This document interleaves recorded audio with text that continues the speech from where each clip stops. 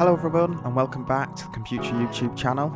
Today I'm going to be showing you a follow-on video from our last video where we set up the webcam utility for Canon cameras and how to use this with Google Meet. So first of all you're going to go on to head over to the settings, and then within the settings panel you're going to click on the video icon, which I'm showing you now. So that's just below the audio icon.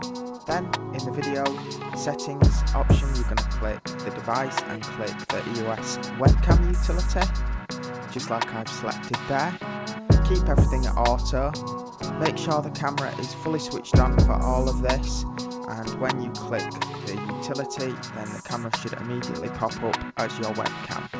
If you need any more help then head on back over to our first video which explains how to set up the webcam utility. Thank you for watching our video, and we would really appreciate it if you could click the link in the description and check out our eBay account, as we sell lots of great new and used tech. Hope to see you next time. Bye for now.